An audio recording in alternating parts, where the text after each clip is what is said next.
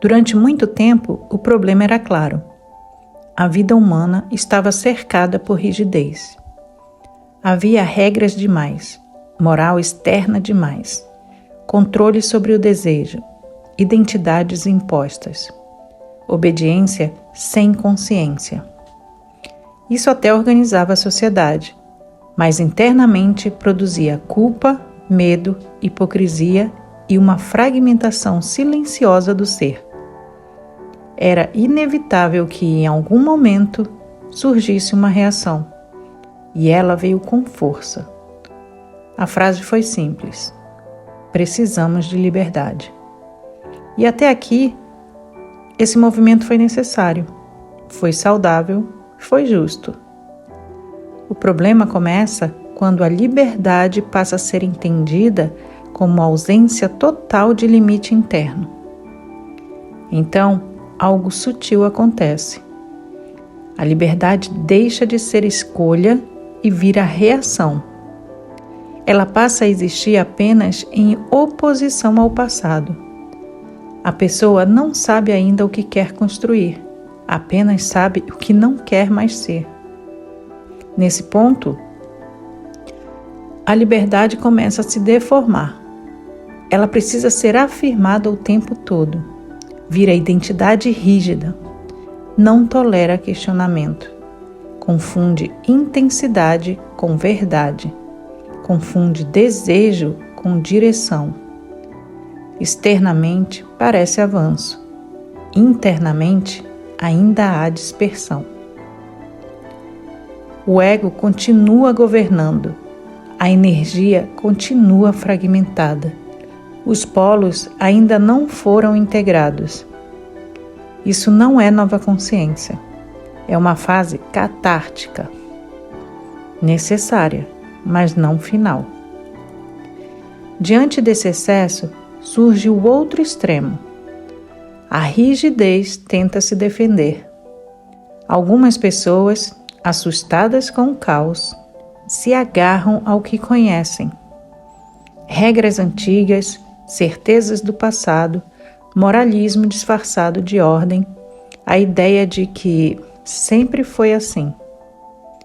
Mas aqui a estrutura já não organiza, ela contrai, ela sufoca, nega a realidade em movimento, reprime novamente aquilo que tenta emergir. Esse extremo também não se sustenta mais. E então chegamos ao ponto mais delicado e mais importante. A nova consciência não nasce no meio termo superficial. Ela nasce acima do conflito. Ela começa quando a liberdade ganha responsabilidade interna, quando o limite deixa de ser imposto e passa a ser compreendido, quando o desejo é escutado, mas não obedecido cegamente. Quando a estrutura deixa de ser herdada e passa a ser escolhida. Nesse ponto, algo muda profundamente. O limite deixa de ser prisão e passa a ser direção. E como reconhecer isso na prática? A liberdade deixou de ser consciência quando ela fragmenta mais do que integra, quando precisa de validação constante, quando gera ansiedade em vez de presença, quando cria guerra identitária e afasta o ser do silêncio interno. A rigidez deixou de ser consciência quando nasce do medo, quando impede escuta, quando vive apenas do passado e exige submissão, não compreensão. Quando a integração começa, o sinal é outro. Não há mais necessidade de provar nada. O discurso perde agressividade. O corpo relaxa. O desejo se organiza. A identidade se suaviza. O silêncio deixa de assustar. A pessoa consegue viver diversidade sem se perder.